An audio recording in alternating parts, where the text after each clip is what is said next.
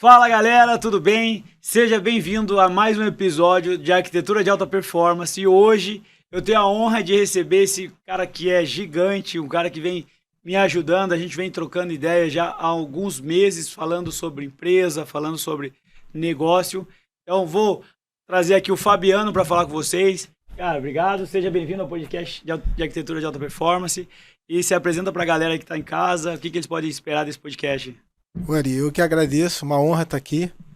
Você é um cara que eu admiro muito, a sua trajetória, seu trabalho, né? Tudo que a gente tem conversado tem me acrescentado muito. Eu acho que o que a galera pode esperar aí é uma troca boa, insights importantes e falar de crescimento. Show, vamos lá, cara.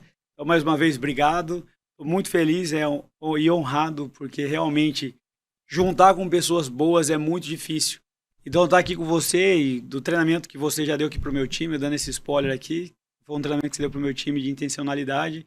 Eu queria começar esse nosso podcast falando sobre isso. Então, o quanto que a intencionalidade é importante no seu ponto de vista e como que ela te ajudou a dar direção para o seu negócio, né? Então, se você conseguir trazer para nós esse ponto da intencionalidade para você, acho que vai ser bem legal para nós.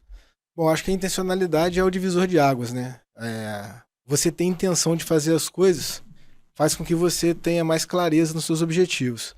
Então, a gente sabe que existem alguns momentos que você vai deixar meio que a vida levar, e alguns processos que não fazem tanto sentido, que não vai fazer tanta diferença na sua vida, você não vai se dedicar tanto.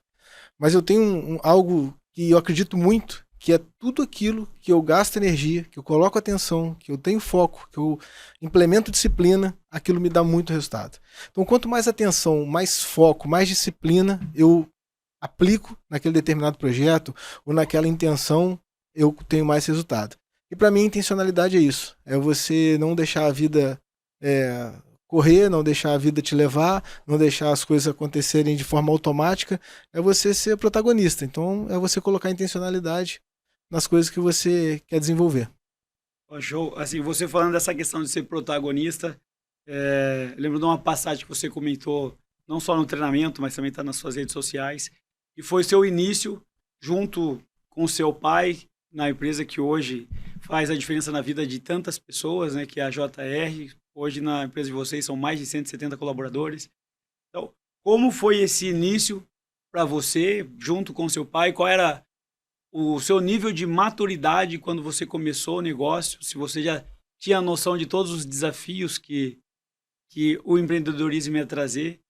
E se você pudesse trazer um pouco para nós e para o pessoal que está em casa, como que foi essa sua passagem de, cara, eu sou um cara que está começando a estudar, quero curtir minha vida, ou não, vou começar a trabalhar?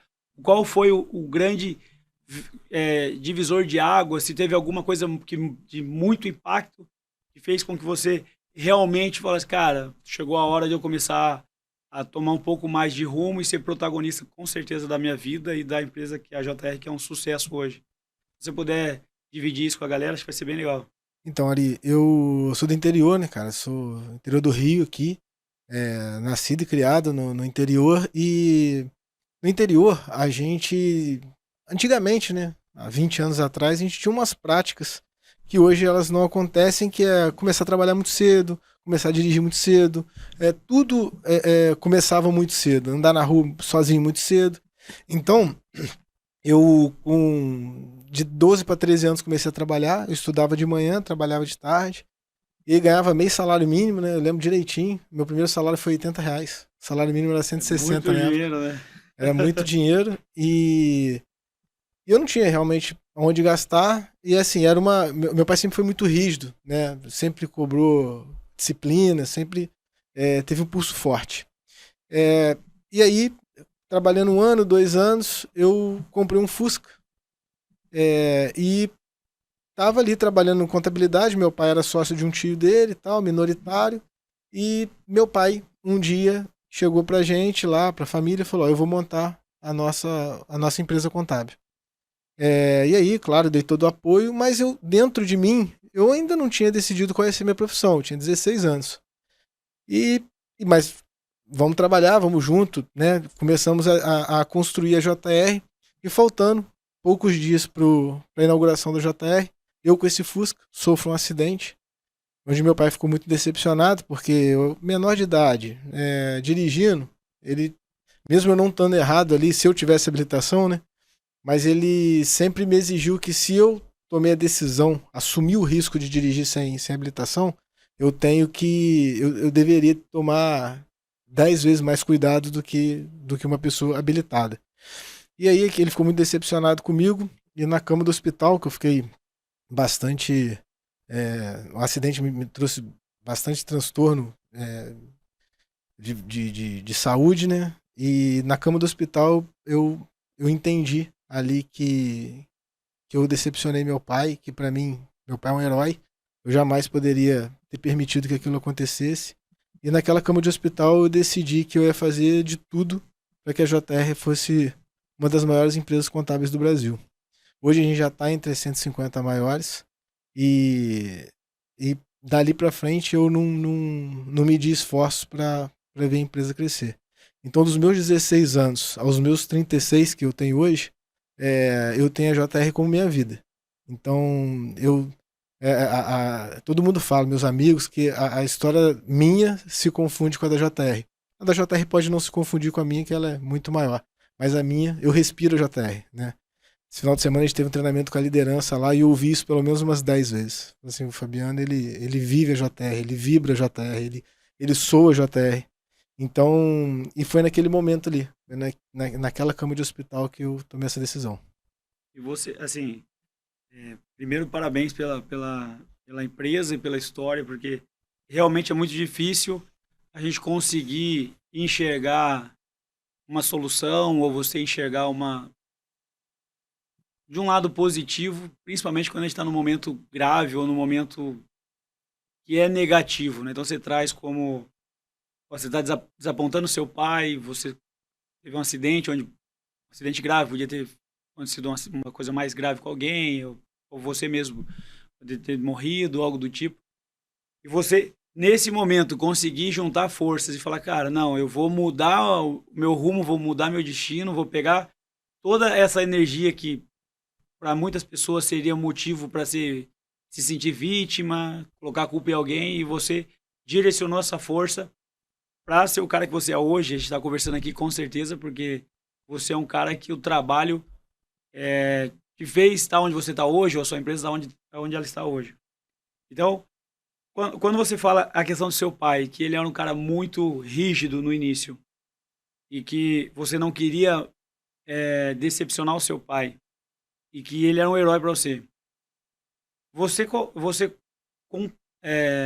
contabiliza essa sua admiração pelo seu pai na tomada de decisão? Você está lá no hospital e falei, não, cara, eu quero sim ser um cara relevante dentro da JR, mas também eu quero ser um cara que o meu pai tenha orgulho de mim, quando ele olhar e falar, cara, meu filho realmente é um cara que está fazendo a diferença na vida de muita gente. Você acredita que essa sua admiração pelo seu pai contribuiu, ou só foi essa sua vontade de construir a JR? Com certeza contribuiu. Eu acho que esse sentimento, ele vem se transformando.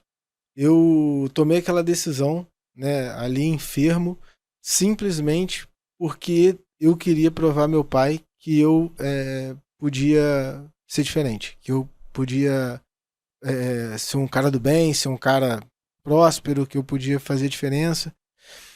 Cara, só que me apaixonei, porque quando eu comecei a atuar na área contábil do jeito que eu gosto, eu vi ali que eu podia transformar vidas em empresas. Tanto é que a nossa missão na JR é servir pessoas e transformar negócios. Eu vivo isso. Uhum.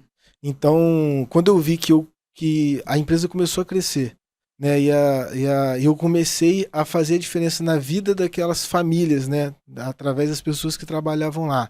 A gente sempre fez muita filantropia. E aí a gente começou a ver os nossos clientes prosperar. E aí eu me apaixonei por aquilo ali. É claro que quando você pega a contabilidade, fala assim, não, a gente vai fazer uma guia, a gente vai fazer um cálculo, a gente vai fazer um tributo e tal. Isso não é sedutor. Mas como toda profissão, tem o lado mais árduo e tem o lado prazeroso. Então eu deixei o lado árduo ser prazeroso, porque eu me me especializei muito para aquilo ali vir com muita facilidade. E aí eu consigo fazer com que a parte que era árdua para mim flua bem e o resto é a parte que eu mais gosto. Então toda vez que eu consigo transformar a vida, né, a empresa dos meus clientes ou o meu time de alguma forma, isso me recarrega. Então eu tenho uma injeção de ânimo todos os dias graças à empresa que hoje eu estou à frente. Pô, primeiro, cara, a gente está muito alinhado com relação ao propósito, porque isso provavelmente é o que nos conecta. Fazer a diferença na vida das pessoas é muito bom. Tem pessoas que a gente acaba fazendo a diferença na vida dela, a gente nem conhece ou não tem tanto contato próximo. Então isso que você falou realmente é algo que motiva muito, é o que me motiva também para tocar meu negócio. E eu fico muito feliz de ouvir isso de você, porque tem muita gente boa, mas acaba a gente dando muita holofote, ou a gente dando muito destaque às pessoas que não são tão boas assim, né? Ou são as pessoas que acabam mais praticando mal do que o bem, né? Então isso, fico muito feliz de ouvir você. Eu já te admiro bastante com relação ao nível de empreendedorismo, mas você vê uma parte humana assim, eu vejo que isso é muito importante. Seguindo nessa linha, Fabiano, eu queria te perguntar, uma empresa de 20 anos, no Brasil, dificilmente as empresas passam do primeiro ano, algumas empresas conseguem sobreviver até o terceiro ano, mas depois dos 5 anos são pouquíssimas empresas que realmente conseguem estar ali firme, consolidada, porque a gente tem uma porrada de responsabilidades como tributo, parte de contabilidade que você não aprende na faculdade, você não aprende buscando em um livro. No meu caso, que sou arquiteto, fiz 6 anos de faculdade e eu não estudei nada sobre isso. Então eu vejo a dificuldade que é manter uma empresa em pé. Eu falo, a galera pergunta, pô, o que fez você montar a Custódia? Eu falo, cara, eu tenho 3 coisas. Sempre fui muito ambicioso, ambição, coragem e ignorância, porque eu não sabia que era tão difícil ter um negócio. Então, o que você coloca como ponto que foi super importante para a JR nesses 20 anos? E se você conseguir separar por períodos, ó, no primeiro ano a gente estava com X pessoas, tinha alguns clientes que vinham que o meu pai já estava atendendo, e aí eu entrei no negócio. Se você conseguisse trazer algumas etapas que foram muito difíceis, mas que vocês conseguiram sobressair e hoje a empresa tem o porte que tem. Se puder contribuir com a gente com isso, acho que vai ser bem legal. Então, a nossa empresa ela nasce em 2003 com 28 clientes. Esses clientes eles vieram, né, dessa sociedade que meu pai desfez para montar a JR. Ele tinha um combinado com o tio dele, que como ele tinha 30% da empresa, ele poderia convidar 30% dos clientes. E ele não levou uma caneta. Ele só convidou 30% dos clientes. E durante 2 anos, ele não aceitaria nenhum cliente que viesse daquela antiga contabilidade. E pediu que esse tio dele também não aceitasse, caso algum que fosse convidado viesse para a JR, que se tentasse voltar, que ele durante 2 anos não aceitaria. O que aconteceu foi que todo mundo quis vir com meu pai. Meu pai é um cara, né, acho que por isso tanta admiração. Meu pai é um cara muito bem quisto, é um cara extraordinário. Meu pai era vendedor de picolé, meu pai prosperou muito na vida e isso me traz um sentimento de orgulho muito grande. E vontade de ser igual, né? E um peso também. E aí a gente nasceu em 2003 com 9 pessoas e a gente vem desenvolvendo. Uma das coisas que eu acho muito diferente das outras empresas, principalmente das tradicionais, é que a gente nunca teve um comercial. E a gente não tem até hoje. A gente nunca prospectou. Então, a gente hoje tem 1.200 clientes e todos eles vieram na base da indicação. Então, eu participo de grupos de empresários e tal, e acaba conversando, e aí a pessoa tem um interesse e a gente acaba fechando um negócio ou outro e tal. Mas eu nunca tive um time dentro da minha empresa ligando e oferecendo meu serviço. Nunca.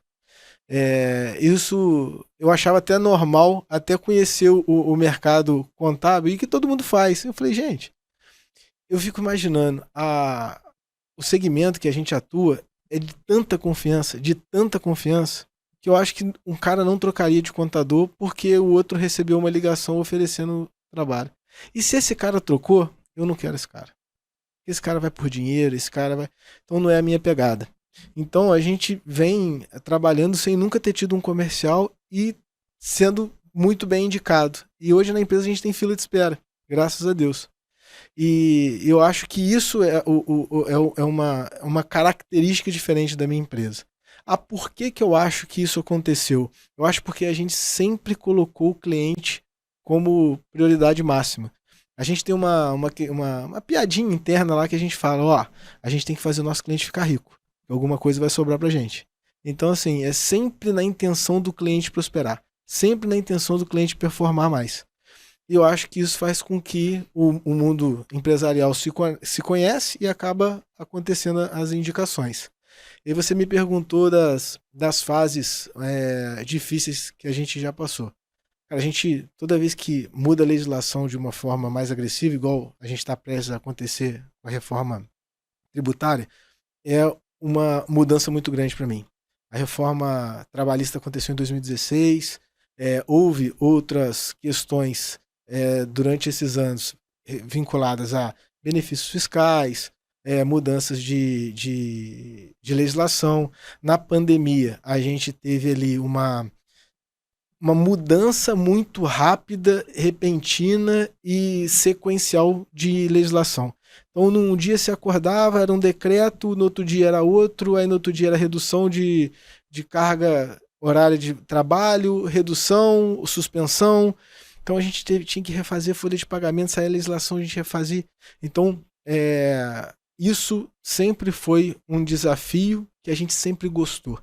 A gente sempre acha muito bom as dificuldades que acontecem, porque é ali que a gente estuda, aquela dificuldade se torna fácil e aí a gente tem um mar azul pela frente. Então a gente sempre gostou muito do desafio das mudanças, das alterações. Quanto mais complexo, melhor, porque eu sei que menos profissionais vão se capacitar e mais oportunidade eu vou ter. Então eu adoro esse tipo de desafio. Mas teve uma fase, Ari, que foi desesperador. A gente, em 2018, resolveu mudar de sistema. E eu acho que todo mundo que está ouvindo a gente aqui sabe o parto que é você mudar de sistema. Assim, eu sei bem como é. E a gente começou a mudança de sistema no início do ano. Em tempo recorde, a gente tinha praticamente 90% do sistema implementado ali mais ou menos em março. Aí o que aconteceu? O escritório pegou fogo. Olha que loucura. Isso, cara. 2018 o escritório pega fogo.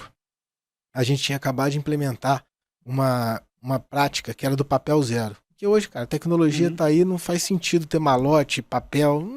E a gente falou, não vão aceitar papel mais. Imagina se tivesse muito de papel lá. E aí o escritório pegou fogo. Cara, e aí eu sempre gosto de focar no lado bom, né? O escritório pegou fogo numa quinta-feira, 10h30 da noite. Foi no break que entrou em curto. A gente conseguiu, o bombeiro foi, apagou e tal, perdemos algumas máquinas, ar-condicionado e tal, não perdemos nenhum documento de cliente. Mas na cidade pequena é bom por causa disso, né? Todo mundo ficou sabendo no mesmo dia. E na sexta-feira de manhã, tava lá todos os meus funcionários de roupa confortável para poder ajudar na limpeza. Eu tinha cliente que mandou pintor, que mandou eletricista, mandou material para refazer a parte elétrica, que mandou suporte para refazer a estrutura. E aí eu virei noite, de quinta para sexta, de sexta para sábado, sábado para domingo. Quando foi domingo, 5 horas da tarde, o escritório estava perfeito para voltar a funcionar segunda-feira. Graças a todo o engajamento da equipe e dos clientes. Então eu não tive uma ligação, falei assim, pô, Fabiano, o escritório pegou fogo, como é que vai ficar minha guia? Como é que vai ficar meu balanço? Nunca. Ninguém questionou isso. Fabiano, o que você está precisando? Fabiano, o que eu posso ajudar? Cara, isso é muito legal. Aí, a gente está implementando o sistema, o escritório pega fogo, um mês depois, invasão de hacker. No mesmo 2018 abençoado. Aí, 2018, tem essa invasão do hacker, ele pega todos os arquivos, e eu falei, caramba, ele tinha pedido uma grana alta na época, pediu até em Bitcoin pra pagar ele. O servidor que veio, acho que foi de Israel, alguma coisa assim, e eu falei, galera, não vou pagar. não vou pagar porque eu não tenho a garantia que isso vai voltar e a gente não tem essa grana. Era um valor muito alto. Aí chamei meu time de TI e falei, cara, a gente tem backup. Nosso backup é em nuvem e vamos baixar, vamos ver. Vamos trazer o backup de volta. Aí, graças a Deus, a gente voltou o backup. Não tinha Não perdeu nenhum arquivo. nada corrompido. Nada corrompido. Só que me trouxe uma dor, porque eu tenho muitos dados. Eu consegui, em um dia, baixar um mês. Eu precisava baixar pelo menos os últimos 5 anos. Então eu demorei muito tempo para ir voltando os backups. Mas essa foi a principal dor. E aí, quando foi 2019, já tinha passado por essas loucuras todas, e aí eu tinha certeza que, cara, provei tudo que eu tinha que provar, já passei por tudo que eu tinha que passar, eu vou acelerar. E aí fizemos um plano de aceleração em 2019, onde eu já tinha começado uns novos produtos e eu comecei a aumentar esses produtos. Que produtos são esses? Consultoria para benefício fiscal, terceirização de financeiro. Então eu falei, cara, vamos acelerar isso, porque agora o ano é nosso. Acelerei em 2019, 2020, e aí em 2019 meu pai vai e se aposenta. Eu assumo a empresa em 2019, empolgado. Desafio, nem sabia do ano que é seguinte, né? E aí que foi talvez o maior desafio. Nem o incêndio e tal foi tão desafiador quanto a pandemia. Porque aí eu tinha lá um time, na época, de uns 140, talvez, e eu tinha que colocar todo mundo de home office do dia pra noite. E aí, Ari, meu time não tinha treinamento para isso, eu não tinha know-how para isso. Metade das minhas máquinas eram notebooks, mas a outra metade era PC, normal. Então eu tive que mandar mesa, cadeira, computador. Eu tive que mandar uma estrutura inteira de um escritório para casa do colaborador e ainda não consegui ser produtivo porque a internet dos bairros da minha cidade não são boas. 3 rios, né? Só para confirmar a cidade. 3 rios. E aí, cara, loucura. Naquele momento a gente esqueceu um pouco da nossa operação, focou na qualidade de vida dos funcionários, na saúde deles, principalmente emocional, e na dos clientes. Os clientes desesperados, eu vou quebrar, o outro achando que no outro dia tá tudo normal, e o outro não sabendo se desligava a galera ou se mantinha. Então a gente fez uma força-tarefa, chamei alguns parceiros de consultoria, a gente deu consultoria gratuita para todos os clientes, para ajudar a melhorar o fluxo de caixa, para sair daquele momento. E com o meu time, eu dei todo o suporte emocional. Então, entrava em contato sempre, perguntava se estava precisando de alguma coisa, como é que estavam os familiares. Então, a gente fez ali esqueceu um pouco da nossa operação e cuidou dos clientes e do emocional dos funcionários. Deu tudo certo. Graças a Deus, a gente não perdeu nenhum cliente nosso quebrou. Então, assim, isso foi uma vitória. Isso foi realmente uma vitória, né? Porque esse período de pandemia foi bem difícil. Foi bem difícil, mas a gente criou muita estratégia, cara. Estratégia tributária, estratégia de fluxo de caixa. Porque a gente tem uma mania de trazer o problema do cliente pra gente. Então, se o meu cliente tem um problema, eu acho que esse problema é meu e eu vou resolver como se fosse meu e, de fato, eu acho que é. E aí eu busco isso. Então, quando eu tava nesse movimento, e aí eu tava muito preocupado com o meu time, com os meus clientes e não com a minha operação. Paguei um preço caro por isso, tá? Talvez eu poderia ter olhado um pouco mais para a operação, talvez foi uma falha, mas não me arrependo, não tinha cabeça para isso. Quando as coisas foram se ajeitando e a pandemia foi diminuindo e tal, eu estava com atraso de processo muito grande. Então, paguei um preço caro para poder botar tudo no trilho de novo, mas acho que não teve nenhum empresário no Brasil que não pagou um preço. Então, o meu foi esse. Graças a Deus não foi financeiro. Os meus clientes não pararam de me pagar na pandemia. Teve um ou outro, bom, né? Teve um ou outro que eu joguei um pouco para frente, negociei, mas não teve nenhum que me pediu desconto. E aí teve um que eu tava vendo o fluxo de caixa dele, e aí eu falei, cara, coloca suas prioridades. E ele falou assim, mas o que você me aconselha? Eu falei, a regra do jogo é a prioridade 1 é funcionário, e dali para baixo, depois de funcionário, você vai analisar por estratégia os fornecedores, ou o banco, ou a gente vai analisar junto. Cara, ele botou os funcionários e o próximo item era eu. Aí eu falei assim, pô, o nome dele é Fernando. Eu falei, pô, Fernando, tenho orgulho disso, cara, porque eu sou um fornecedor. E aí você me botou. Ele falou, cara, você não é um fornecedor. Você Cara, tá junto com ele ali na. ele falou, cara, você é meu conselheiro. E aí, pô, e aí foi bem legal. Aí eu falei, pô, agradeço e tal. E eu sabia da realidade da empresa dele. Então ele me priorizou. E a gente fez outros, a gente ligava para fornecedor de cliente, cara, quero negociar, aluguel, quero negociar o aluguel do meu cliente e tal. Não, mas eu não vou negociar. Tá bom, só vou te avisar que você vai pro fim da fila, porque todo mundo que é parceiro a gente tá priorizando pagar. Quem não é parceiro vai pagar quando a gente puder. E aí fomos fazendo, cara. A gente esticou muito o fluxo de caixa dos clientes e, graças a Deus, vencemos essa etapa.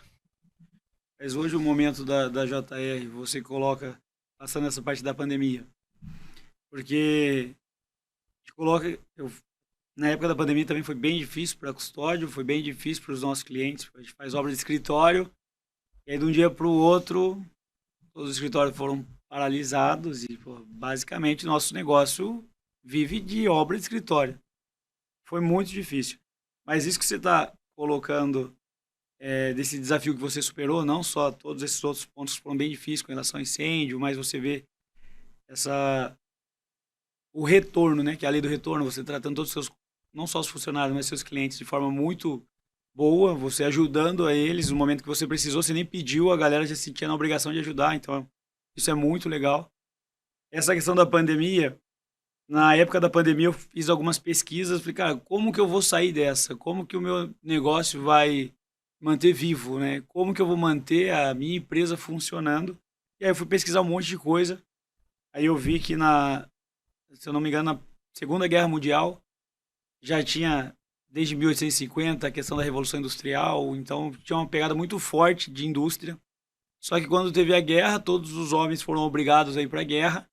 Então as mulheres, elas tinham que tomar conta da indústria, porque senão ia quebrar.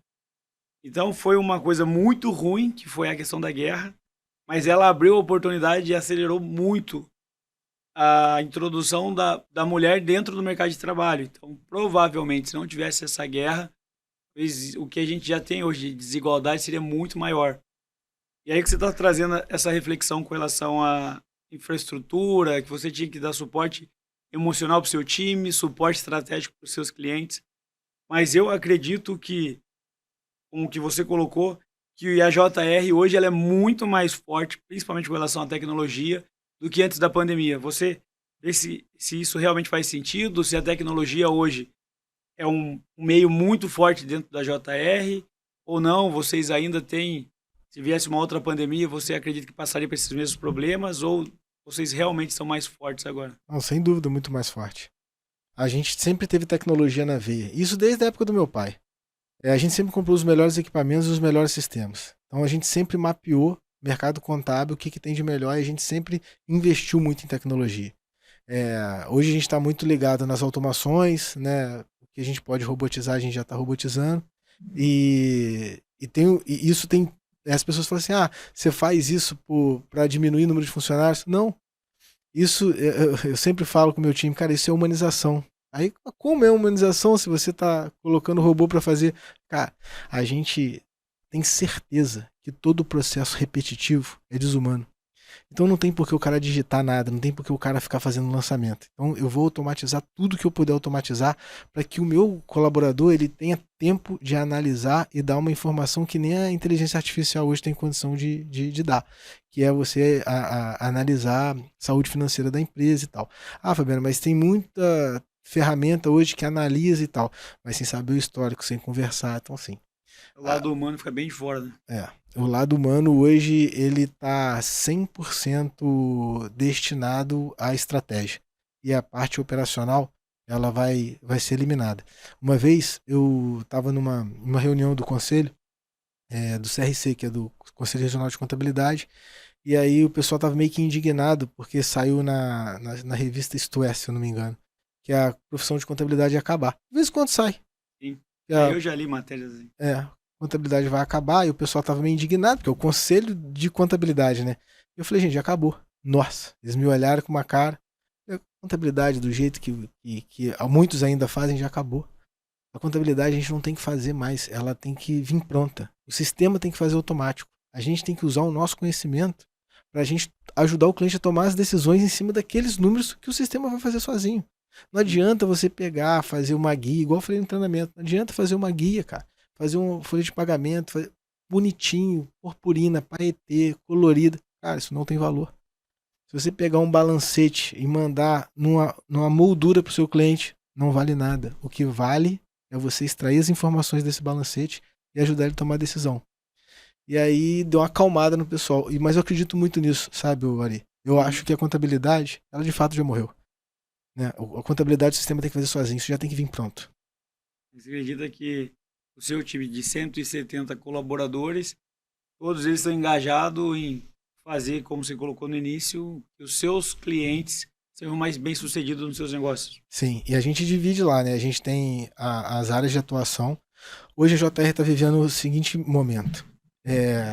A gente tem uma pegada muito forte para automatizar todos os processos. Então tem time que só olha para isso. E eu tenho uma outra vertente, é de deixar o meu time muito especialista em determinado segmento.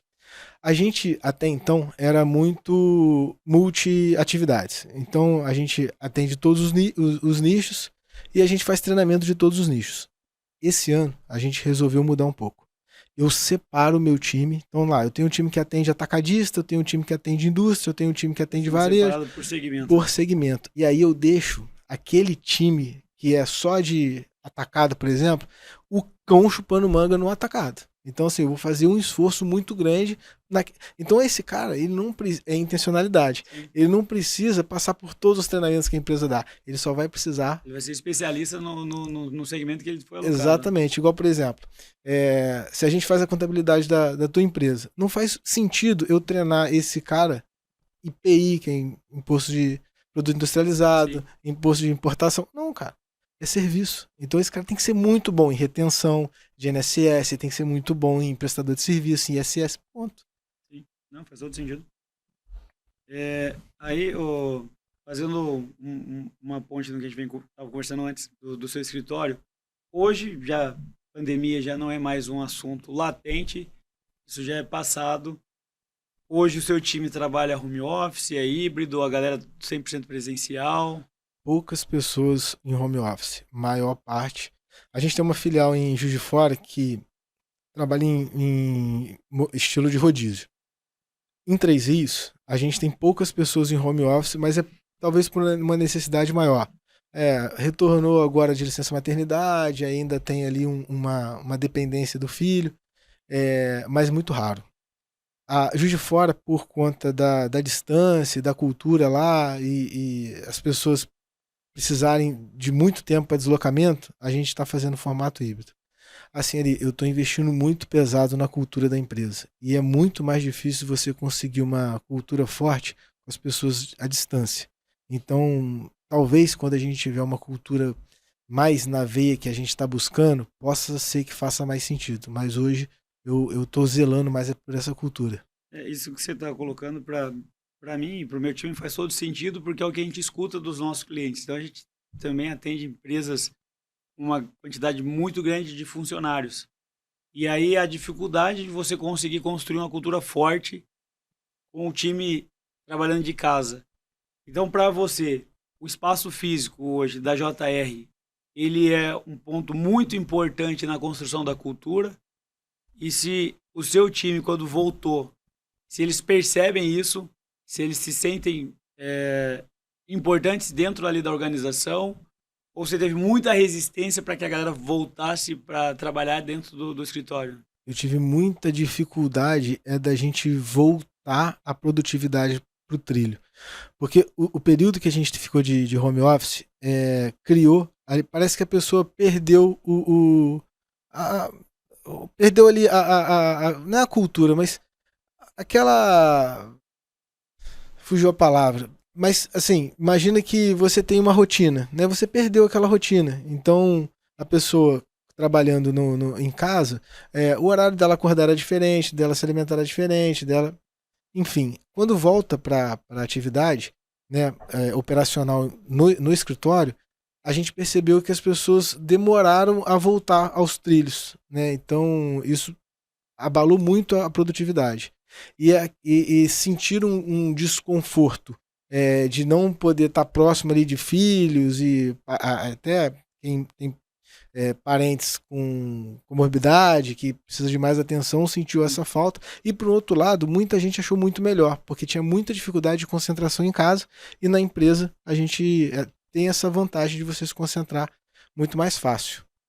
É o que a gente normalmente escuta dos nossos clientes, e é o que o meu time também vem estudando, é porque quando vem a questão da pandemia, você tem uma justificativa muito forte para trabalhar em casa. Se você sai para a rua, você morre. Então as pessoas vão para casa, trabalham do sofá, trabalham da mesa da cozinha, de forma muito adaptada. E agora a gente vê essa volta para o escritório, vamos pegar aqui pelo menos 1 ou 2, 1 ano e meio, a galera está voltando para o presencial. E o que a gente recebe bastante solicitação dos nossos clientes, principalmente a galera de RH, é como construir um ambiente de escritório que faça referências ou tenha ambientes que sejam o mais próximo do ambiente que ela tem na casa dela. Então, porque essa ida para casa já foi muito difícil, mas a gente se adapta. E não dá para voltar, a galera sair de um sofá ou de uma mesa com um horário mais flexível e voltar como era antes, trabalhando basicamente estação de trabalho, focado 100% em produtividade. Então, hoje, um dos desafios que a gente tem e o que a gente vem conseguindo ajudar os nossos clientes é realmente fazer do escritório, que antes era como se fosse uma escola, você é obrigado a ir lá para estudar. Hoje a gente faz do escritório um ambiente como se fosse um centro de convenções, onde os colaboradores eles têm a necessidade de ir, mas eles não são obrigados, né? Então, quando o cara vai para o escritório e ele chega no espaço e ele sente que lá ele pode sentar numa área de convivência, que ele consegue trocar com pessoas que ele não tinha contato antes, isso vem funcionando com os nossos projetos, a gente recebe bastante feedbacks positivos. E ouvindo você falar que realmente o pessoal está voltando e no começo tem essa rigidez ou essa voltar a aprender a trabalhar em time ou trabalhar com um monte de gente no escritório realmente é um desafio, acho que para todos os líderes e empreendedores. Mas, cara, primeiro,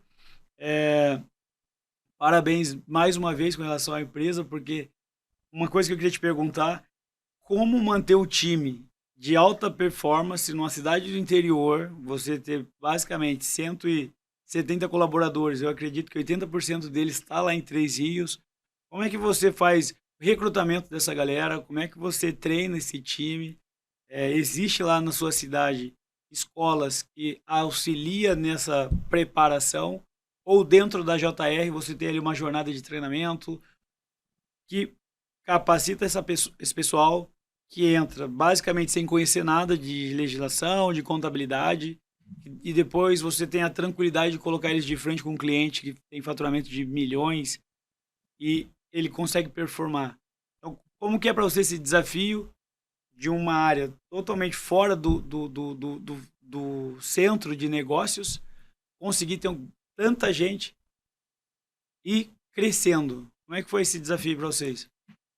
É ainda um desafio. Eu acho que talvez o principal desafio em comum dos empresários é o recrutamento e seleção, é a retenção de talentos. A gente está numa cidade do interior e a gente tomou uma decisão de abrir uma unidade numa cidade perto, 5 vezes maior do que a nossa, por conta de mão de obra. E a gente faz um trabalho de profissionalização muito forte dentro da empresa. Se você perguntar para qualquer um do meu time, o que é a JR? Eu acho que 90% vai falar que é uma escola. A JR, de fato, ela tem essa pegada de formação. E dentro desse contexto, a gente não só forma aquela pessoa tecnicamente, mas a gente tem muito desenvolvimento pessoal também. E como é que eu consigo trazer talvez esse carinho que eu não consigo hoje colocar um ambiente da casa de cada um a cada estação de trabalho? O que a gente tem feito ali? Vou pegar por essa semana, hoje que é quarta-feira, na segunda eu estava lá na empresa, passou uma galera com gelatina e não sei o que, chocolatezinho. Ontem foi cachorro quente. E aí ele vai dando um carinho pro pessoal, um carinho de família. A gente sempre falou que a JR é uma empresa que é uma grande família. Até porque é uma empresa familiar, e aí a gente se considera família de fato. Então, tem uma frase que quando eu comecei a falar, eles me olharam de meio torto, mas hoje eles concordam, que eu digo o seguinte, cara, a gente tem que fazer com o nosso time carinho de mãe, disciplina militar. Então, assim... É bem difícil de conciliar os dois, né? Exatamente. E aí, primeiro desafio, não personificar processo, não personificar problemas. Então, se a gente tem que corrigir alguma coisa, a gente tem que corrigir os processos. Então, não foi fulano que errou, foi o processo que saiu errado e a gente tem que corrigir. Então, isso é algo que é importante para todo mundo, né? Para quem sofreu com o erro do processo ou para quem participou do erro do processo. Esse cuidado do colaborador que está iniciando, a gente tem um programa lá que chama Anjo. Todo mundo que entra tem um anjo dentro da empresa que vai ficar 6 meses colado com essa pessoa, ajudando ele em todos os quesitos. Sobre políticas, sobre... Né, acaba que toda empresa tem lá seus costumes, né, sobre horários, sobre permissão. Apesar de ter a cartilha, tá escrito, a gente acha muito importante ter. Além disso, a gente tem um projeto que chama Projeto Trainee. A gente pega uma quantidade de pessoas, 6, 10 pessoas, com bagagem zero, em formação, então, estudando, fazendo faculdade, e a gente leva para a empresa, e essas pessoas, elas passam 6 meses sem colocar a mão no trabalho. Elas ficam em treinamento, em formação durante 6 meses. Infelizmente eu não consigo fazer isso com todo mundo que entra, porque muitas vezes eu preciso contratar já com uma certa experiência, já preciso que assuma uma estação de trabalho com prazo... Chegar jogando. Mas toda vez que a gente consegue fazer isso, eu tenho pelo menos uma performance de 40%, que é ótimo, de 10 pessoas, 4 prosperarem e me tornar um bom analista. Isso é muito, muito legal. A gente se conheceu no G4, fazendo lá treinamento. Eu conversei com um cara que foi um dos fundadores da Stone, que é o Bernardo. E aí eu falei para ele que um dos meus desafios era conseguir que o meu time evoluísse ou conseguisse contratar pessoas na velocidade que a empresa estava crescendo. E aí eu falei com ele, como que na época vocês conseguiram manter o crescimento da Stone, que eles chegaram a contratar 300 pessoas por mês? Como que vocês conseguiam treinar essas pessoas? Qual era a escola que vocês buscavam? E ele falou para mim assim, Ari, não existe escola ou mercado que vai preparar o colaborador para trabalhar na sua companhia, no seu negócio. Você precisa criar essa cultura de desenvolvimento dentro da empresa. E aí você trazendo essas colocações só reforça que realmente você precisa ter essa educação profissional dentro da companhia. Então, isso eu estou começando a colocar aqui dentro da Custódia, já tem basicamente 1 ano e meio, quase 2 anos, que a gente vem com um dos nossos valores, que é o desenvolvimento, treinando constantemente nosso time. Hoje foi um desses exemplos de treinamento, onde a gente estava ouvindo você dando treinamento. Então, realmente isso só confirma que se a gente quer crescer, se a gente quer colocar a nossa empresa num patamar um pouquinho mais alto, a gente precisa arregaçar as mangas e ensinar. Qual é a sua participação dentro desses treinamentos? Você é um cara ativo hoje na JR fazendo treinamento? Você dá mentoria para os seus colaboradores? Você consegue criar vídeo, conteúdo de onboard? Como é que você participa desse treinamento dentro dessa escola JR? Treinamento, eu participo 100% do time de liderança. 100%. Inclusive, a gente tem praticamente quase que todas as nossas operações abaixo de uma diretora operacional. Então, tem o CEO, a diretora operacional e os setores. O RH não está ali. O RH é um dos únicos setores que está sobre a minha... debaixo do meu guarda-chuva. Exatamente. Por quê? Porque o RH ele tem que estar vivendo a cultura que o CEO quer. Então, eu faço treinamento com todo o meu time de liderança. Tem um programa que é para todo mundo, que é o acampamento de guerra. E esse aí qualquer um pode fazer. É uma dedicação que eu faço até das minhas horas, porque eu não faço isso em horário de trabalho. Então é uma dedicação minha para quem quer se desenvolver. Mas para o time de liderança é responsabilidade minha que eles subam de nível. Então eu todo dia me pergunto o que eu posso fazer para que a galera suba né, de nível. E uma das coisas que eu sempre pergunto a eles é assim, cara, como é que tá a sua programação para você sentar na minha cadeira? Aí eu dá uma assustada. Cara, alguém tem que sentar na minha cadeira. Isso é bem difícil. Né? É bem difícil. Então eu me sinto na obrigação de treinar 100% meu time de liderança, mas o time operacional, a gente tem lá os treinadores. Show. Fabiano, deixa eu fazer uma outra pergunta, entrando nessa linha aí do treinamento. Hoje, a galera que nos assiste aqui, que está em casa, muito dessas pessoas que acompanham aqui o podcast de Arquitetura de Alta Performance, ela tem o desafio diário de manter a harmonia dentro da empresa, que é aquela galera de facility, que cuida de todos os probleminhas ali que acontecem, evitando de problemas pequenos chegar na mesa ali do CEO. Uhum. Como que é essa relação hoje lá dentro da JR? Então você tem lá 170 pessoas que você tem problema desde faltou papel no banheiro, ou faltou cafezinho para a galera que não comprou, ou tem um computador que não está funcionando, precisa às vezes trocar uma estação de trabalho.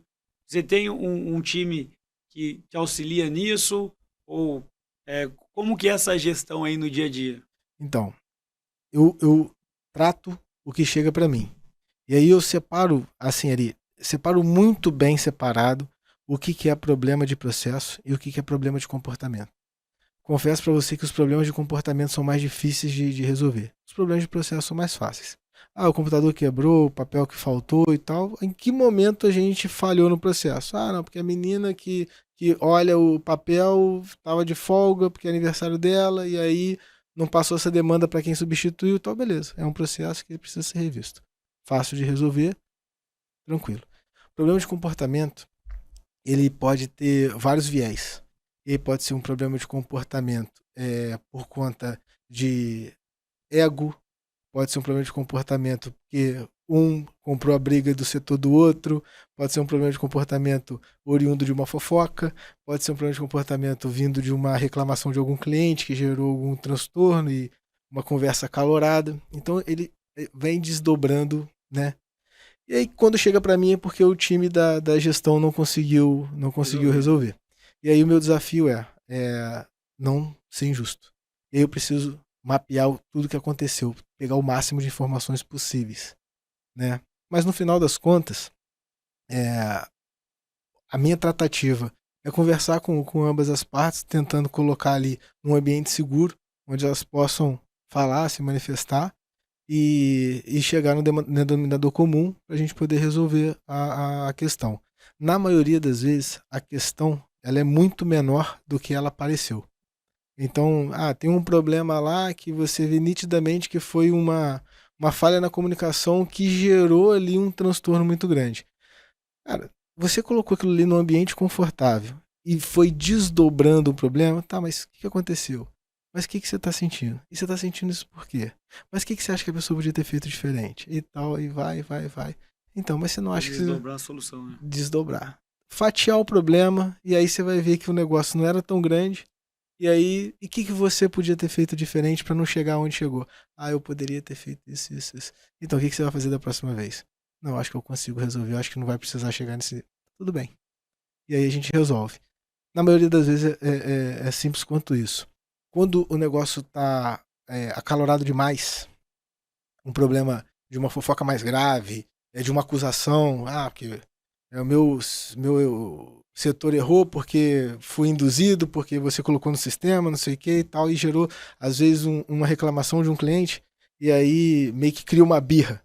Que é um negócio que se você não resolver, ele vai igual uma bola de neve. Ele vai aumentando, daqui a pouco... Vez fica maior, né? Exatamente. Qual que é o meu desafio? Eu tenho que identificar essa bola pequenininha e matar ela. Esse tipo de comportamento é o que mais me desafia. Porque eu tenho que, em toda reunião de gestão, perceber como é que tá os entreolhares. Eu tenho que perceber, na hora que um dá uma ideia, como é que os outros recebem essa ideia. E se for uma ideia... A leitura é bem difícil. Exatamente, mas esse é o desafio do líder. É fazer com que o time prospere, que discuta com respeito, que discuta olhando em prol da empresa, o que é melhor para a empresa. E na hora que você vê que a discussão está indo para o lado pessoal, é um indício muito forte para mim. E aí, nos one-on-one que eu faço com um time de liderança de 2 em 2 meses, eu já fico ali mapeado. Se tiver muito longe, por exemplo, já acabei de fazer o one-on-one, só vou fazer daqui a 2 meses, eu provoco uma conversa antes.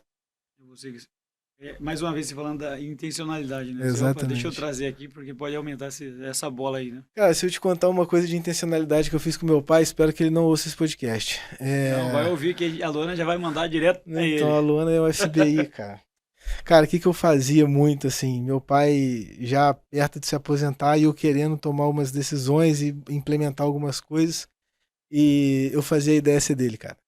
Muita gente já fez isso, mas meu pai, lembra que você falou daquele negócio? Eu falei, pai, você falou e bem acho que você teve uma boa ideia, porque eu acho que vai dar certo e tal. Ele, claro que ele não foi ele que falou, mas ele falava assim, não, beleza, então pode implementar. E fiz isso muito. Essa é uma estratégia bem usada em vendas. Bem usada. Você provoca a ideia e faz que essa ideia seja do cliente. Exatamente. E aí, essa questão da intencionalidade. Mas teve uma vez que não ia funcionar, porque assim, eu nunca peitei meu pai pra nada. Sempre respeitei muito. Inclusive, até nas anotações da Luana, ela coloca ali que eu já falei algumas vezes que me faz falta uma bronca dele. Uma vez, eu queria implementar a terceirização do financeiro, que a gente chama de BPO financeiro. E eu virei pro meu pai e falei, pai, tô com a ideia de fazer assim e tal. Mostrei pra ele, cara, não faz isso. Não faz sentido, vamos cuidar do que a gente já faz, vamos aperfeiçoar o que a gente já faz. Eu falei, pai, mas não vou gastar tanta energia, porque vai funcionar assim, assim, assim. Ele, cara, o mínimo que gastar é uma coisa que você podia destinar ao nosso negócio, pra gente crescer mais e tal. Aí eu virei pra ele e falei assim, pai, você já errou? Ele já errei muito. Eu falei, deixa eu errar. Só tô te pedindo pra você deixar eu errar uma vez. Aí não, tá tudo bem. E aí, implementei o financeiro, que hoje é um sucesso. E aí, nunca mais ele tocou nesse assunto, porque ele só recebeu o elogio dos clientes. E também o elogio tem lucro, né? Ele tem lucro. Um pouquinho de lucro. Tem lucro. Isso é muito bom. Eu ainda não cheguei nesse processo de sucessão, porque foi eu que fundei a minha empresa. Queria entrar nesse assunto depois com você, que com certeza seria um outro podcast. Mas, para você, o que é importante, o que é inegociável quando a gente faz esse processo de sucessão? Hoje, você trazendo bastante tempo como CEO da JR, tem essa questão da admiração e respeito pelo seu pai, mas além disso, você tem uma visão mais voltada para o profissional da operação ali. O que você entende que é indispensável para ter uma sucessão bem sucedida? O sucessor entender que a responsabilidade é dele. Ali, o respeito, ele tem que ser a regra básica. Se não tiver respeito, nada vai dar certo. Eu tô te falando isso porque talvez eu sou privilegiado por já ter visto muita sucessão dar errado. Cara, a gente com a quantidade de cliente que tem, a gente vê tudo acontecer. A gente vê sócio brigar, sócio ameaçar, e sucessão certas e sucessões erradas.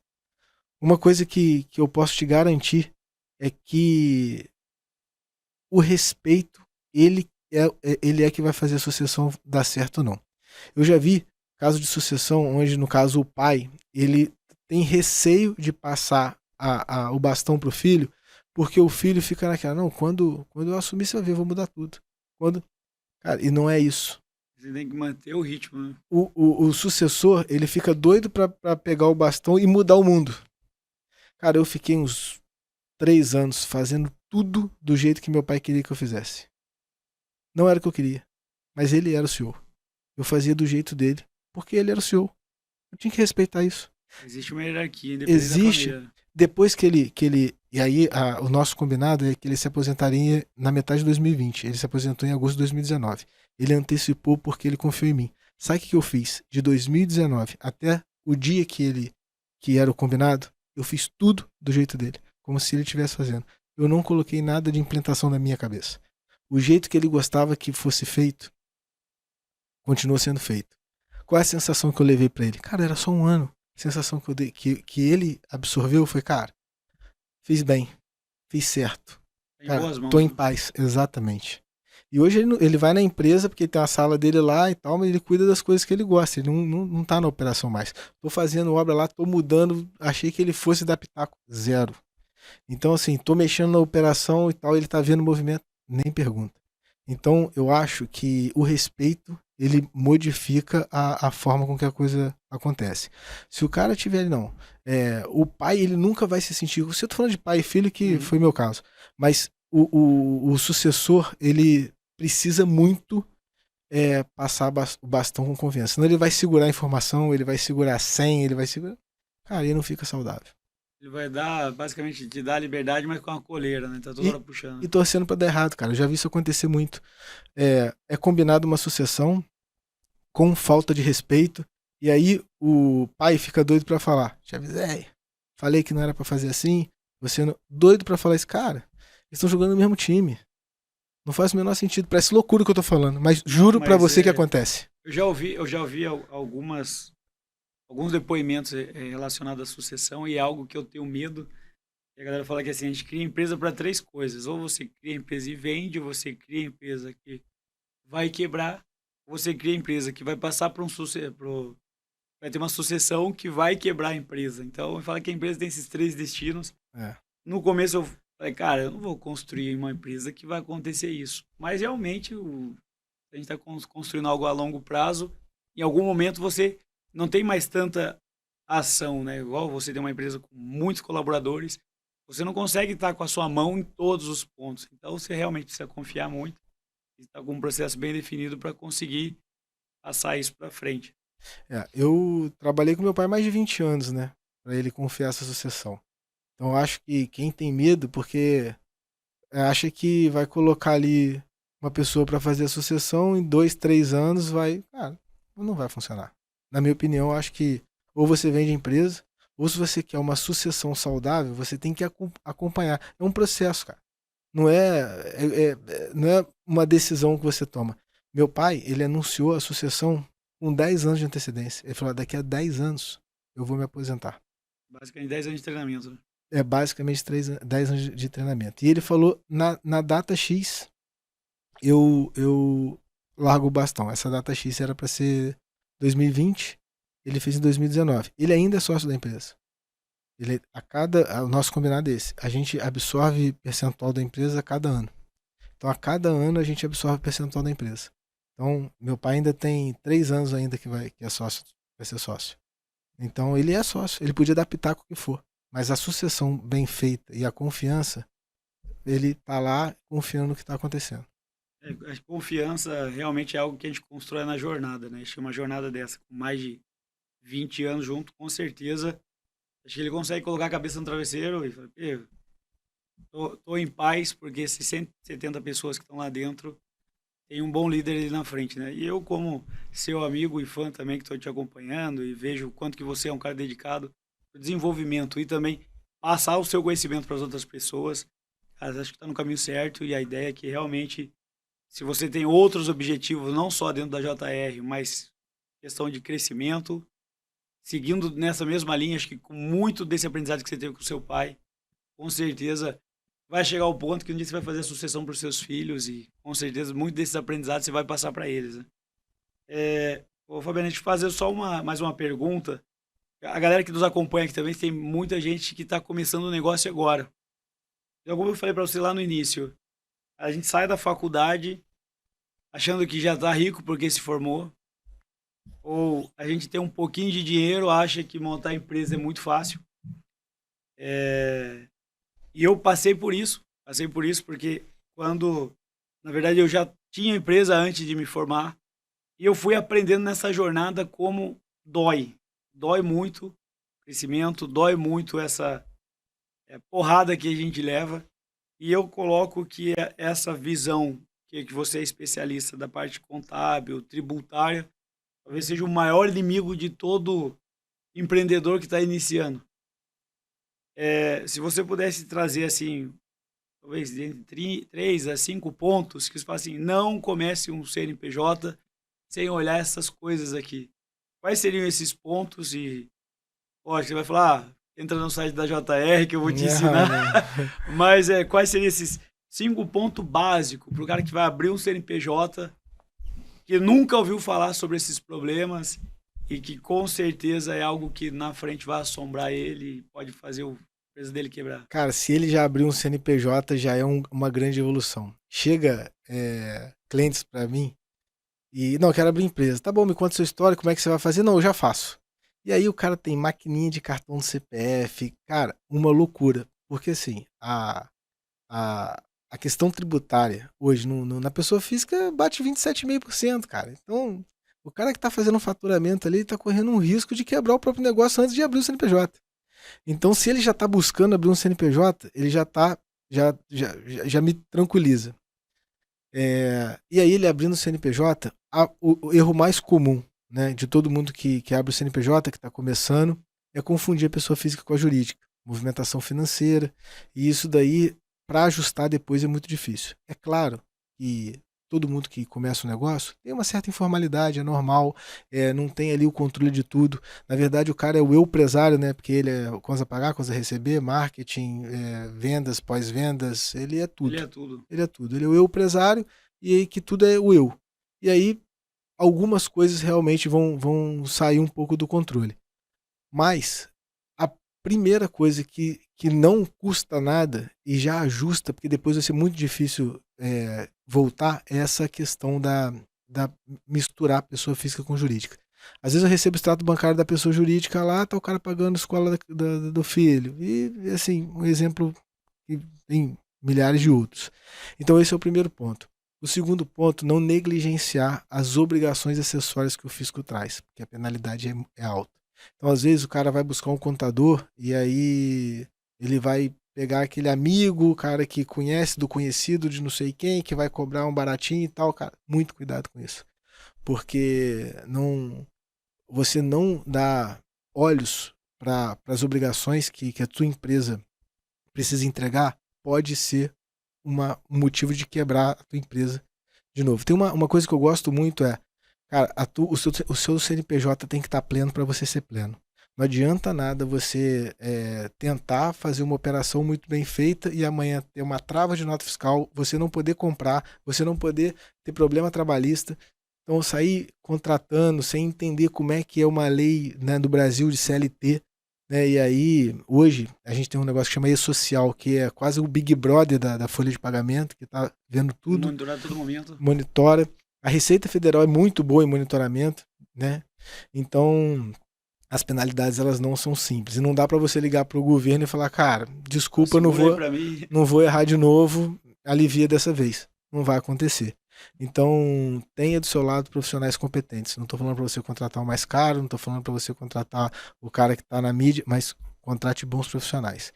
E crescendo mais ainda, você vai precisar contratar outros profissionais que vai ser bom. Você não vai ter êxito se você tiver um advogado ruim, se você tiver um recrutamento e seleção ruim, você não vai prosperar.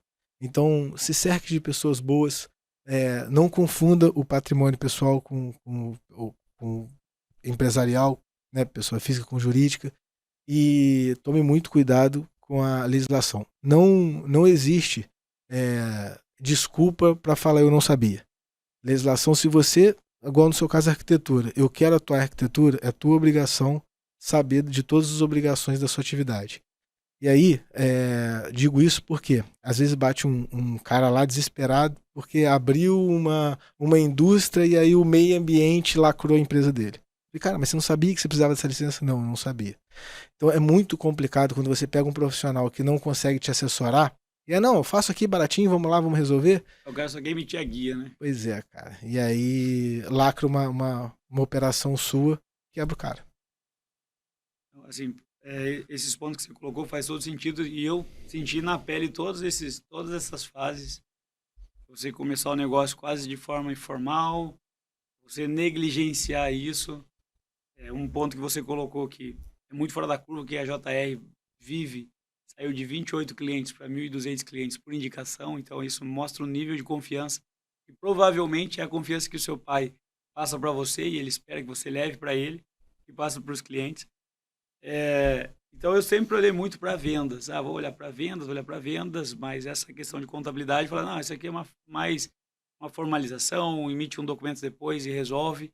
E eu realmente perdi muito dinheiro, bastante dinheiro mesmo, por falta de conhecimento, né? Que eu coloquei que era ignorância. Então, acho que eu coloco que essa minha ignorância, realmente, nessa parte tributária, foi um dos pontos que, talvez se eu tivesse esse conhecimento no início, não sei se eu teria coragem de seguir com a empresa, mas com certeza esse conhecimento que eu fui adquirindo nessa minha jornada de empreendedor, hoje é um grande diferencial da minha empresa, porque eu sei o quanto que a gente deixa dinheiro na mesa por não ter um profissional do nível de vocês assim para assessorar. Então, galera, vocês que estão em casa, não saia rasgando dinheiro, como o Fabiano falou. Você recebe um sinal super legal de um cliente, cai 200, 300 mil na conta. No outro dia você compra um carro, acha que você já está rico, porque é realmente não só o leão, a Receita Federal, mas custo fixo não para de crescer e esse dinheiro que você gastou no início com certeza vai fazer falta. Dizem que contador é igual ao vinho. Se você escolher pelo mais barato, não pode reclamar da dor de cabeça do dia seguinte. Cara, gostei dessa, porque realmente é assim.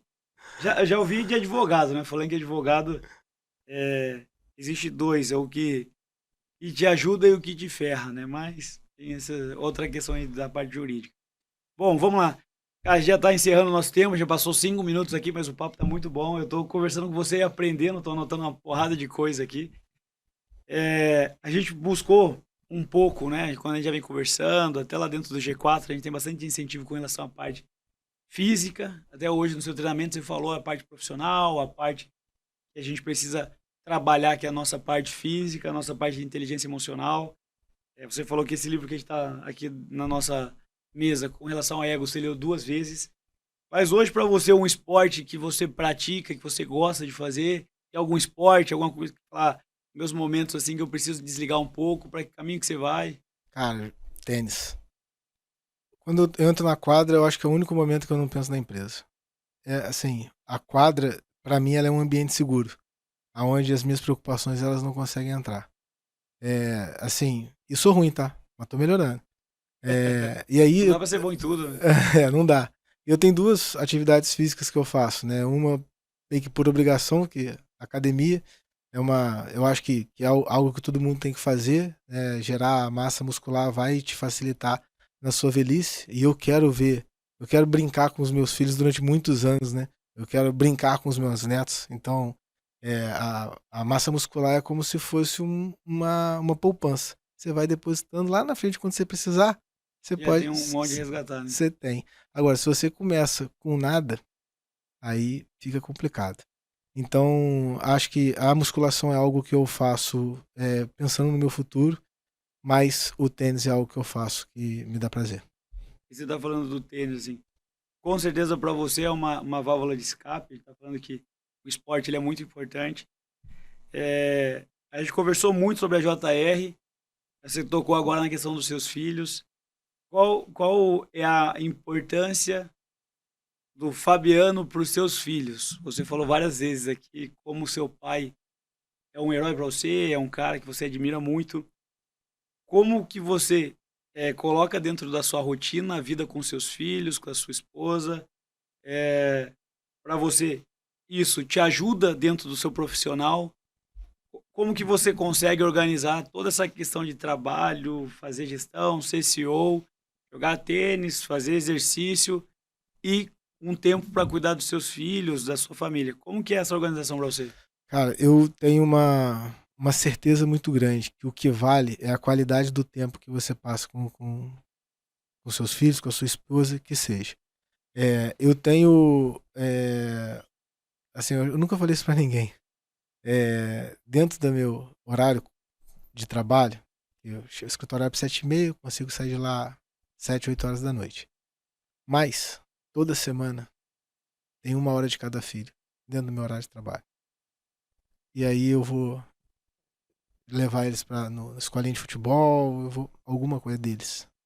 E de noite, que é a hora que eu chego, que eu tenho com eles e tal, eu me dedico muito na qualidade do tempo que eu passo. Porque assim, eu tenho amigo que chega em casa, fica no celular e tal, ficou com o filho, ficou nada. né? Só Cada um de no seu corpo, mundo, né? Mas não né? presente. Né? Cara, eu deixo o celular de lado, cara, e ali eu jogo, eu tenho apartamento, né? Não é casa, então eu jogo bola no apartamento. Então, ontem, ficamos até a hora de dormir brincando de caça ao tesouro, rolando no chão, procurando e tal. Então eu sou muito assim, eu rolo com eles, cara, é o tempo de qualidade que eu tenho. Já que eu trabalho o dia inteiro, e também aqui é por eles, eu essa atenção que a gente precisa de ter uma energia, eu guardo um pouquinho pra eles. E assim, se eu tô muito estressado, eu vou chegar em casa, eu não vou descontar neles. Cara, eu fico na minha mesa refletindo antes de ir embora pra casa. Porque eles não merecem a carga da minha rotina. Então, cara, muda o jogo. Eu chego em casa, é diferente. E não era assim. Eu percebi isso ao longo do tempo. Eu chegava assim, pai, não sei. Aí você chega em casa estressado, por azar, tá tendo uma pirraça dos dois ali, porque eu tenho dois moleque. Cara, aí eu falei, gente, pela aí, normal, criança. Então eu comecei a reconhecer que eu tava falhando. E aí eu mudei muito o meu jeito de chegar em casa.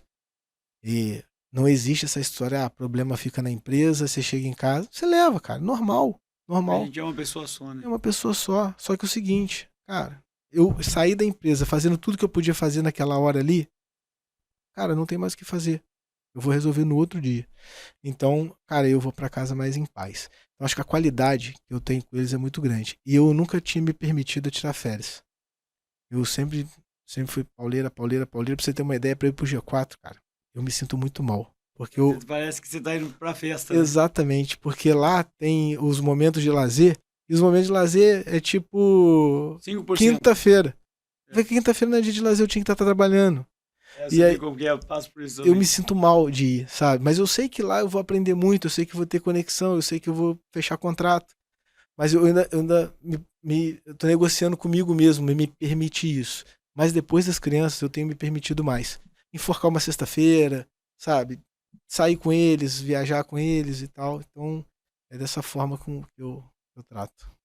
Tem pra gente encerrar aqui, Fabiano, eu tenho uma dinâmica que eu gosto de fazer. Você estava falando dos seus filhos, eu vou mandar um beijão para minha filha. Minha filha tem 14 anos, a Ariane. Sou muito apaixonado por ela e foi ela que. O seu acidente, que é a questão que fez você refletir, no meu caso não foi um acidente, foi um presente. Foi quando minha filha nasceu e realmente falei, cara, eu preciso mudar minha vida, eu preciso ser alguém de exemplo para ela. Vou mandar um beijão aqui para minha filha. Legal. Mas eu vou fazer um pedido. Cara, vamos usar nossa imaginação. Você está falando de manter sua massa muscular para que você possa brincar com seus filhos lá na frente. Então vamos fazer uma projeção desses 10 anos aí que você passou 10 ou 20 anos junto com o seu pai. Imagina que você está mandando um recado agora para os seus filhos e eles vão ver esse recado daqui 20 anos. Vão olhar lá para a câmera e falar assim, porra, filhos, ó, aqui eu estou mandando esse vídeo, hein? Abre o coração, o que você espera que eles tenham vivido na caminhada deles e no seu ponto de vista, o que você pode fazer para acompanhar eles até lá, né? Esse é golpe baixo, hein? Mas vamos lá. Miguel e Pedro, vocês já estão formados e queria dizer que papai tem muito orgulho de vocês. Sempre lutei muito para que vocês se tornassem pessoas de bem, pessoas de caráter, pessoas honestas, que tivesse liberdade de escolher o que vocês querem fazer para a vida de vocês, independente da empresa do papai ou não. Se eu puder contribuir profissionalmente, eu vou contribuir mais fácil. Na nossa empresa, mas vocês têm a liberdade de escolher o que vocês quiserem e eu estou muito feliz, né, das pessoas que vocês se tornaram. Homens que vão dar muito orgulho, inclusive, para os filhos de vocês. Um show. Cara, meninos, daqui 20 anos vocês vão escutar esse áudio aqui. Espero que realmente vocês surpreendam seu pai, que vocês façam muito mais do que ele colocou aqui. Cara, Fabiano, queria agradecer você por gravar esse podcast. Foi muito legal para mim, um monte de aprendizagem. E, para encerrar, Queria trazer um presente para você. Espero que você goste. Você é um cara que é um super ativo, né? Um cara que está constantemente se movimentando. É um presente nosso aqui do nosso podcast. Caraca. Pô, vocês pesquisaram mesmo, hein, cara? Você viu que eu já fiz a pergunta aqui. Se você errasse o esporte, ia ser difícil, hein? Nossa. Vamos mostrar aqui pra galera. Presentezinho aqui personalizado. Eu tava falando que é apaixonado por tênis. Agora você vai juntar sua paixão do esporte com uma mentalidade um pouquinho de negócios. Aí essa garrafinha, se você puder abrir, a gente fez ela personalizada aí pra você. Tá aqui, vai te acompanhar nas suas viagens aí da academia pra quadra. Show? Cara, mais uma vez, brigadão aí por gravar isso aqui. Eu que agradeço. Queria agradecer vocês que ficaram nessa gravação do podcast até esse momento. São basicamente 1h15 de conteúdo, falando sobre cultura, falando sobre vivências, sobre problemas que a gente precisa olhar com uma visão mais positiva, falando um pouquinho sobre essa sucessão, falando sobre construção de carreira. A gente trouxe um monte de desafios aqui que realmente para tocar uma empresa não é fácil, mas que se a gente olha para o problema como algo que é uma oportunidade, com certeza a gente consegue sair melhor no final do túnel. Eu queria agradecer a participação de vocês, também queria agradecer muito a Custódio, que é uma empresa especializada em ambientes corporativos, e vem patrocinando e dando esse espaço aqui para a gente gravar esses podcasts e levar o máximo de conhecimento para vocês. Então, galera, se você quer conhecer um pouco mais sobre a Custódio, busca a gente aqui, vai ter um link falando um pouquinho mais sobre o que a gente entrega, falando um pouquinho mais sobre os benefícios que a gente leva para os nossos clientes. E, mais uma vez, espero que a gente tenha conseguido cumprir o nosso papel, que é o nosso propósito aqui, que é fazer a diferença na vida das pessoas. Você que está aí, se sinta inspirado por esse monstro aqui, que é Fabiano, que você consiga colocar isso em prática, seja realmente um cara intencional, coloque os seus desejos no papel e vá em busca dos seus sonhos, porque realmente o trabalho realiza sonhos. Queria agradecer mais uma vez, agradecer esse cara aqui que é gigante. E é isso aí, galera. Vamos que vamos. Clica lá no link da Custódio e bora aprender. Valeu!